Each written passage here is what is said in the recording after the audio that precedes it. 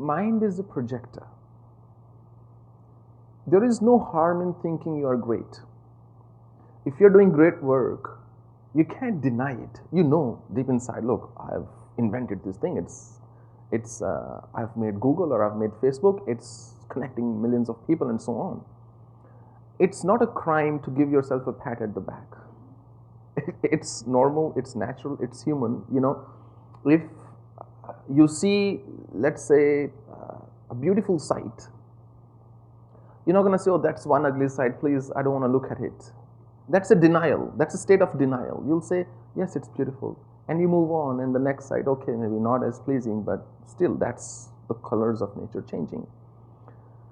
This thing about Maya is directly a conglomeration of subconscious impression, tendencies of the mind, and conscious view that we have about ourselves. All three, when they work together. When somebody is lying there on the operation table under the effect of anesthesia, that person does not feel anything. It's not because they don't have an ego. It's because the conscious mind is definitely fully into sleep. One giant aspect of ego is taken care of. So when you're watching a movie, if it's a good movie, you can cry, it can make you cry, it can make you laugh, it can just take you on a whole ride of emotions. But the moment you turn it off, or if you turned it off and you didn't even watch it, you would not go through those emotions. So living in this world is a subjective experience for everybody. Everybody's in it. And when you're in it, you don't have the aerial view anymore. And aerial view is objectivity. That's when you see from height and you see, oh, I see trees for woods now. When you are living in it, you're going through all the emotions, but the moment you turn off that projector, which is quietening of the conscious mind again.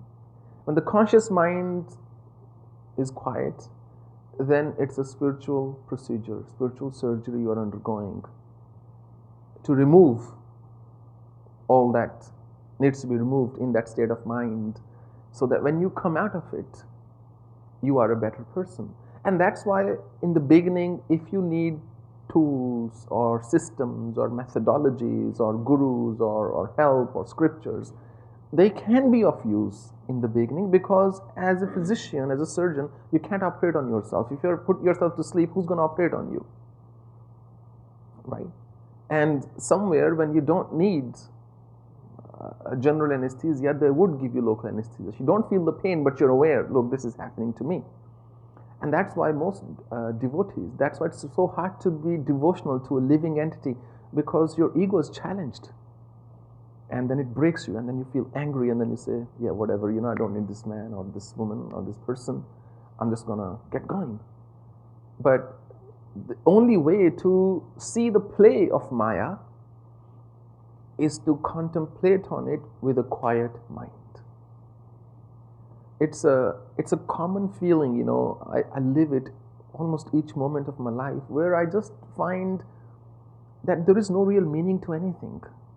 Everything is kind of just happening, but what's the point?